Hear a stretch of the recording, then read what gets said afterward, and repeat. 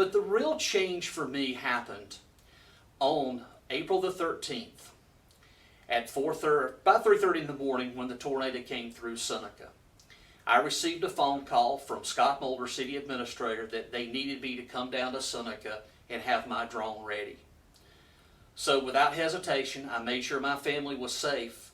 And a trip that should have only took about 15-20 minutes wound up taking me 45 minutes to get to the Seneca Fire Department. I knew that Seneca had been hit.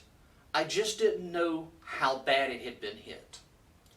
It wasn't until 7:13 that morning that I was able to get the first look that anybody had seen from the air, because at the time there was no helicopters, no one could get over this way. But at 7:13, I launched my drone, and at 200 feet, the first words out of my mouth was, "Oh my God." It became in a crisis mode. We heard the stories, we've seen the things, but I firsthand saw people in the streets with Mayor Ded Alexander, Scott Mulder, and Richie Caldwell, the fire chief. I saw firsthand people in the streets crying. I saw them lost. They had no home. Their home was completely destroyed. And as we took a trip through the Utica Mill Village, it was just utter devastation. Trees, homes, everywhere. The skyline of Seneca changed that day. But for me, something bigger changed.